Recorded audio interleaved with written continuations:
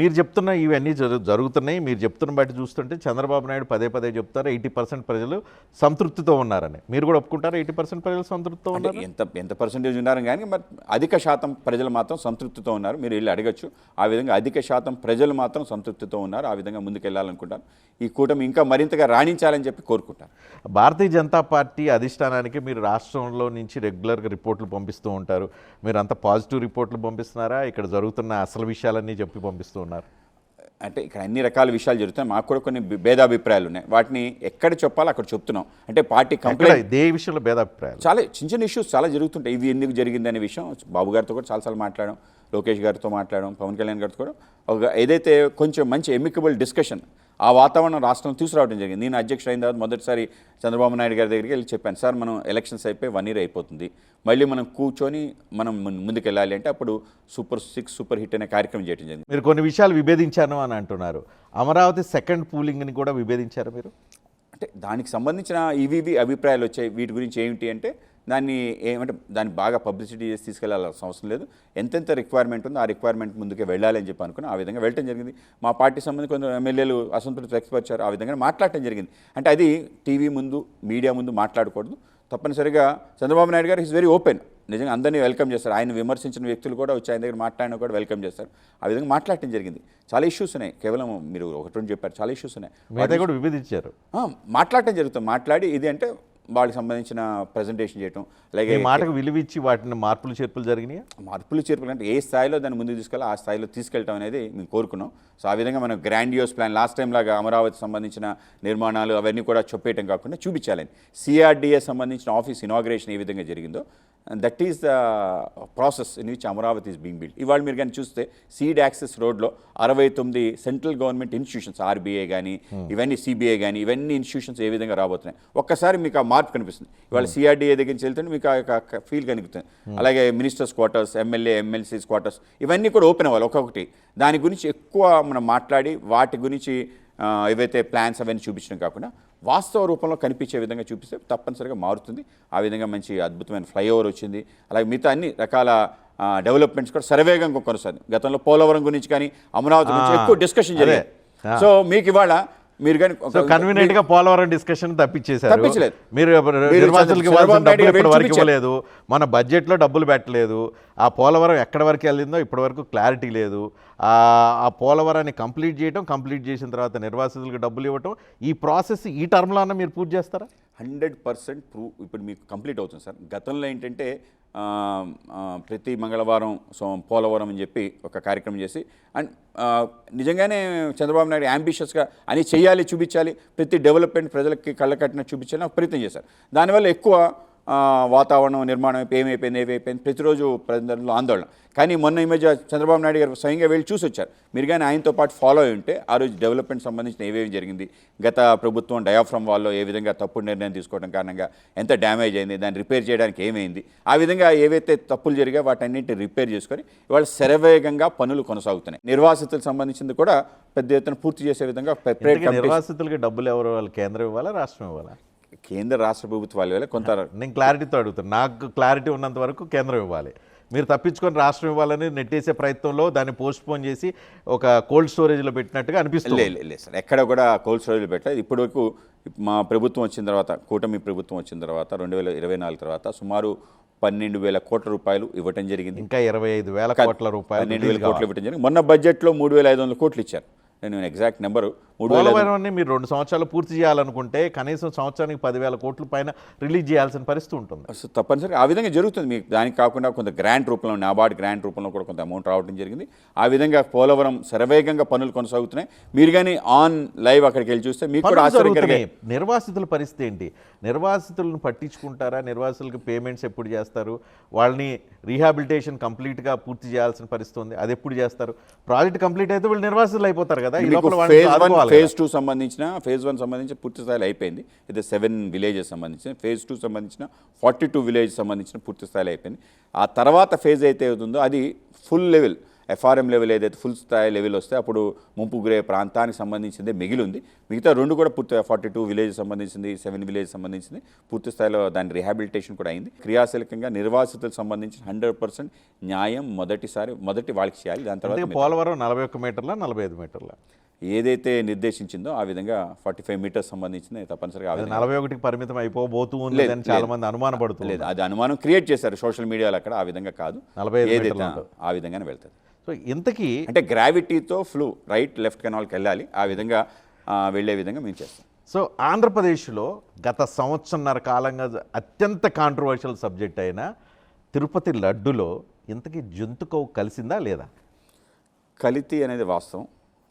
నెయ్యే కానీ నెయ్యితో చేశారనేది కూడా వాస్తవం. ఆ విధంగా 359 రూపాయలకి 380 రూపాయలకి గీని ఏ విధంగా సప్లై చేస్తారు, 450 రూపాయలు అనేది సుమారు 75 రూపాయలు. టెక్నికాలిటీస్లోకి వెళ్ళట్లేదు, 350 450 అనేది కనుక జంతుకవు కలిసిందా లేదా? వాస్తవం ఏంటంటే నెయ్యి కానీ నెయ్యితో లడ్డు తయారైంది మాత్రం వాస్తవం. పాయింట్ ఏంటంటే ఇక్కడ ఆంధ్రప్రదేశ్లో కంటే దేశంలో హిందుత్వానికి సంబంధించిన brand ambassador Bharatiya Janata party. అలాంటిది తిరుమల వెంకటేశ్వర స్వామి లడ్డూలో జంతుకోవు కలిసిందా లేదా అనే విషయానికి సంబంధించి క్లారిటీ ఇవ్వాల్సిన బాధ్యత కూడా, ఆ రెస్పాన్సిబిలిటీ లీడర్షిప్ తీసుకోవాల్సిన బాధ్యత కూడా బీజేపీదే. కానీ కన్వీనియంట్గా ఎంటైర్ ఎపిసోడ్లో మీరు సైలెంట్గా ఉన్నారు. లేదు, ఎక్కడ సైలెంట్కి వెళ్ళాం సార్. ఏదైతే ప్రజల విశ్వాసం ఉందో ఆ విశ్వాసాన్ని తగ్గించకుండా పెంచే ప్రయత్నం తప్పనిసరిగా చేస్తాం. దేశంలో ప్రపంచంలో లక్షలాది కోట్లాది భక్తుల యొక్క విశ్వాసాన్ని తగ్గించకుండా ముందుకు తీసుకెళ్ళి, ఒకవేళ దాంట్లో అపవిత్రత జరిగిన అంశం అయితే వాస్తవం, కనుక ఆ అపవిత్రత ఏ మేరకు జరిగింది, ఎలా జరిగింది, దాన్ని ఏ విధంగా తొలగించాలి, తప్పనిసరిగా పెద్ద ఎత్తున విచారణ జరగాలి. రాబో కాలంలో ఇటువంటి పునరావృతం కాకుండా వ్యవస్థ నిర్మాణం చేయాలి. విచారణ మీద విచారణలు చేస్తున్నారు, లోకల్ విచారణ చేశారు, సిబిఐ విచారణ చేశారు, సిట్ జరుగుతుంది, ఇప్పుడు ఏకసభ్య కమిషన్ అంటున్నారు. ఇన్ని విచారణలు చేసినా కూడా ఒక క్లారిటీ రాక విచారణలు చేస్తున్నారా? అనుకున్నది రాలేదని విచారణలు చేస్తున్నారా? లేదా మీరు అనుకున్నది తెప్పించడం కోసం విచారణలు చేస్తారు? నిజంగానే అనుకున్నది తెప్పించాలంటే ముందే మనం నిర్ణయించి ఆ విధంగా సిట్ రిపోర్ట్ ఇప్పించాలి కదా. సిట్ రిపోర్ట్ ఏ విధంగా పారదర్శకంగా రావాలనుకుంది. స్వామివారితో సంబంధించిన ఆట ఎవరు కూడా ఆటలాడడానికి అవకాశం లేదు. ఎంటైర్ ఈ లడ్డు విషయంలో 2 పార్టీలు, ప్రధానంగా తెలుగుదేశం అండ్ వైసీపీ మధ్య జరిగిన కొట్లాట, అంటే ఒకళ్ళు అవునని ఒకళ్ళు కాదని, ఒకళ్ళు నెయ్యి ఉందని ఒకళ్ళు నెయ్యి లేదని, ఇంకో రేట్ ఇంతని రేట్ ఇంత కాదని, ఇంకో కంపెనీ నుంచి తీసుకున్నారు, ఈ కంపెనీ నుంచి, ఇలా జరిగిన ఈ ఎంటైర్ ఎపిసోడ్ వల్ల ఆంధ్రప్రదేశ్లో లేదంటే దేశవ్యాప్తంగా తిరుమల వెంకటేశ్వర స్వామి భక్తుల మనోభావాలకు గాయపడ్డాయని చెప్పి అనిపిస్తున్నాయి. అంటే ఎప్పుడైతే చంద్రబాబు నాయుడు గారు స్టేట్మెంట్ ఇచ్చారో నిజంగా ఇంత జరిగిందా అని చెప్పి అందరిలో ఒక అభిప్రాయం అయితే తప్పనిసరిగా వచ్చింది. రాష్ట్రం దేశవ్యాప్తంగా ఆందోళన వచ్చింది, విదేశాల్లో కూడా ఆ విధమైన వాతావరణం వచ్చింది. భక్తుల విశ్వాసాలతో ఆడుకోవద్దని స్వయంగా సుప్రీంకోర్టే చెప్పింది. అయినప్పటికీ ఆంధ్రప్రదేశ్లో భక్తులకు సంబంధించి రోజు ఏదో ఒక రకమైన ఇటువంటి వివాదం ఉండటం శ్రేయస్కరమా, మంచిదా? తప్పనిసరిగా శ్రేయస్కరం కాదు. ఆ విధమైన వాతావరణం నుంచి బయటపడాలి. భారతదేశ వ్యాప్తంగా హిందూయిజం, హిందువుల గొప్పతనం లేకపోతే హిందుత్వ నినాదాన్ని భారతీయ జనతా పార్టీ తీసుకెళ్తుంది. ఆంధ్రప్రదేశ్లో మాత్రం ఆ సనాతన ధర్మాన్ని మాత్రం పవన్ కళ్యాణ్కి అప్పచెప్పినట్టుంది భారతీయ జనతా పార్టీ. అంటే పవన్ కళ్యాణ్ గారు దాన్ని చాలా కన్స్ట్రక్టివ్గా ముందుకు తీసుకెళ్ళాలి. దానికి ఆయన కూడా అభినందిస్తున్నాం. ఈ బీజేపీ ఏదో పక్కన పవన్ కళ్యాణ్తో చేపిస్తుందా లేకపోతే బీజేపీ వద్దనుకొని పవన్ కళ్యాణ్కి ఆ స్పేస్ ఇస్తున్నారా? పవన్ కళ్యాణ్ గారు అనేక విషయాలు స్టడీ చేస్తారు. ప్రపంచంలో అనేక రకాల స్థితిగతులు, ఇవాళకు కూడా దేవుడి పైన మతం పైన ఈ దాడులు ఏంటి, ఈ గొడవ ఏంటి అని ఆయనకి అభిప్రాయం కలిగిన అభిప్రాయం ఆయన చూసి చాలా వాస్తవాలు చూసి ఆయన స్పందించిన తీరు, అంటే హిందూ ధర్మం మీద ఎవరేం తిట్టినా కూడా ఎవరు ఏం అనరు, మిగతా మతాల మీద ఒక మాట అంటే అందరూ అంత రియాక్ట్ అవుతారు. ఎందుకు ఈ విధమైన అభిప్రాయం వచ్చింది, ఎందుకు ఈ విధంగా సెక్యులరిజం పేరు మీదట మన ఉనికి మన యొక్క స్వభావాన్ని ఎందుకు దిగజార్చుకుంటామని ఆయన మాట్లాడటం, ఆయన ఒక సెలబ్రిటీ కాబట్టి ఆయన మాట్లాడిన మాటకి విలువ ఉంది. కనుక మాధవ్ సైలెంట్గా ఉన్నారు, పవన్ కళ్యాణ్ మొత్తం టేక్ ఓవర్ చేశారు కదా. అలా సబ్జెక్టు కలిసి వెళ్తున్నాం సార్, కలిసి ప్రయాణం చేస్తాం. పవన్ కళ్యాణ్ గారు చేస్తారు, మీరే అన్నారు ఎవరి పార్టీ వాళ్ళు పెంచుకోవడం కోసం ప్రయత్నం. భారతదేశం మొత్తంలో హిందుత్వ నినాదాన్ని భారతీయ జనతా పార్టీ తీసుకుంటుంది, ఇక్కడ మాత్రం పవన్ కళ్యాణ్ సనాతన ధర్మం సంబంధించిన అంశాలు మాట్లాడితే దాని యొక్క ప్రభావం అందరూ చూస్తారు. బీజేపీ సహజంగా మాట్లాడుతుంది, నేను రెగ్యులర్గా మాట్లాడుతున్నాం. మేము మాట్లాడిన దానికి కన్నా ఆయన మాట్లాడిన దానికి ఎందుకు అటెన్షన్ ఉందంటే గతంలో ఆయన ఇవన్నీ ఇంత తీరులో మాట్లాడలే, కానీ ఆయన వాస్తవాన్ని ఆయన అనేక విషయాలు స్టడీ చేయడం కానీ ఆయన అనేక చోట్ల చూసిన తీరు కానీ. నాకు ఒక లాజిక్ చెప్పండి. ఒకప్పుడు చేగువేరాని ప్రేమించిన, చేగువేరాకి ప్రతిరూపంగా కనిపించిన పవన్ కళ్యాణ్ ఇప్పుడు సనాతన ధర్మాన్ని పట్టుకోవటం వెనుక, హిందుత్వ నినాదాన్ని మాట్లాడటం వెనుక ఈ మార్పు కారణం ఎవరు? మోదీనా, భారతీయ జనతా పార్టీనా, రాజకీయమా, అవసరమా ఏంటి? అంటే మీరు పవన్ కళ్యాణ్ గారు మాకన్నా మీకే ఎక్కువ బాగా తెలుసు. ఆయన ట్రాన్స్ఫర్మేషన్ ప్రతి విషయాన్ని ఆయన లోతుగా అధ్యయనం చేస్తారు. లెఫ్టిస్ట్ నుంచి రైటిస్ట్గా మారారు. లెఫ్టిస్ట్ రైటిస్ట్ కాదు, సెంట్రిస్ట్. మేము కూడా అంతే, మేము రైటిస్ట్ అని మేము భావించాం. మేము సెంట్రిస్ట్ అంటే ఏది కరెక్టో దానిపైకి వెళ్ళాలని చెప్తాం. ఆ విధమైన ఆలోచన కూడా మన హైందవ ధర్మంలో ఉంది. ఆ విధంగా ఏది సత్యం, ఏది ఆ సత్యాన్వేషణ చేయాలనుకుంటాం, ఆత్మను తెలుసుకోవాలనుకుంటాం. ఆ విధంగా ఆ అన్వేషణలో భాగంగా అనేక రకాల విషయాలు తెలుసుకోవాలి. ఒకప్పుడు పాచిపోయిన లడ్లు అన్న వ్యక్తి ఇప్పుడు తిరుమతి లడ్డులో ఇంత వివాదం జరుగుతున్నప్పుడు వెళ్ళి గుడిమెట్లు కడిగి ఏదో ఒక పాప పరిహారం చేసుకున్న తీరు ఇదంతా జనాలందరూ అబ్జర్వ్ చేస్తూనే ఉన్నారు. ఆయన స్వభావం ఏంటంటే ఆ విధంగా రియాక్ట్ అవుతారు. ఆయన భావోద్రేకం చిన్న చిన్న ఇష్యూస్ ఏవైతున్నా ఆయన భావోద్రేకం రియాక్ట్. మరి ఎందుకు సడన్ గా జరిగింది ఇంత అపవిత్రత స్వామివారికి జరిగింది కనుక ఆ ప్రక్షాళన చేసే ఒక ప్రయత్నం చేస్తాడు. అందరూ కూడా స్వాగతించారు. పాచిపోయిన లడ్డుల ప్రక్షాళన కూడా ఒకేసారి జరిగిపోయినట్టు అది అంశం, ఆ సమయంలో సంబంధించిన అంశం. దానికి బాగా మార్చేసినట్టున్నారు. అది కొన్ని రాష్ట్రానికి కేంద్రానికి. సరే, ఇక్కడ మీరు ఏమైనా ఎక్స్ప్లెయిన్ చేయగలుగుతారా? సడన్గా మళ్ళీ సనాతన నినాదం విధానం ఇవన్నీ ఎందుకు స్లో డౌన్ అయిపోయినాయి? వద్దనుకున్నారా? ఆంధ్రప్రదేశ్లో వర్కౌట్ అవ్వదు అనుకున్నారా? లేదంటే ఆంధ్రప్రదేశ్లో చైతన్యవంతమైన ప్రజలు కులాలతో పట్ల రియాక్ట్ అవుతారు తప్పితే మతం పట్ల పట్టించుకోరేనా? ఏమనుకున్నారు? ఆగిపోయింది ఎందుకంటే దానికి ఇది నిరంతరం కొనసాగేదే సార్. సనాతనానికి సంబంధించిన అంశం ఏదైతే పాపం తమిళనాడులో ఆయన ఏదో మారన్ అబ్బాయి మాట్లాడాడు, ఉదయనిధి మాట్లాడిన తర్వాత దానికి ప్రచారం ఎక్కువ వచ్చింది. కానీ అనవసరమైన డిస్కషన్ ఆ విధంగా వెళ్ళింది తమిళనాడు వరకు. అది అయితే మన ప్రాంతంలో తప్పనిసరిగా సనాతన ఆలోచన పద్ధతి ఏదైతే ఉందో తప్పనిసరిగా ఈ తరం కూడా స్వాగతించాల్సిన అవసరం ఉంది. చెప్పండి, ఆంధ్రప్రదేశ్లో హిందూ పాలిటిక్స్ వర్కౌట్ అవుతాయా? హిందూ పాలిటిక్స్ అని కాదు, తప్పనిసరిగా ఏదైతే సహేతుకంగా అందరికీ యాక్సెప్టబుల్, అందరినీ కలుపుకునే ఒక తత్వం ఏదైతే ఉందో ఆ తత్వాన్ని పీపుల్ దాన్ని రికగ్నైజ్ చేస్తారు, వెల్కమ్ చేస్తారు. సో ఆంధ్రప్రదేశ్లో ఇప్పుడు కొలచిచ్చు ఉంది, ఇప్పుడు మీరు మత చిచ్చు రగిలించడానికి మొత్తం రంగం సిద్ధం చేశారు. 100% మత హిందుత్వం ఏదైతే నినాదం ఉందో కానీ జై శ్రీరామ్ వీటి వల్ల మత విద్వేషాలు రావడానికి అవకాశం లేదు. దేశంలో ఎన్ని చోట్ల రాలేదు, ఎక్కడ రాలేదు సార్. దేశం తగలడిపోయిన పరిస్థితి కానీ ఢిల్లీ తగలడిపోయింది. ఎక్కడెక్కడైతే మతమౌఢ్యం ఉందో అక్కడ దానికి వ్యతిరేకంగా అడ్డుకునే ప్రయత్నం జరిగినప్పుడే సంఘర్షణ వచ్చింది.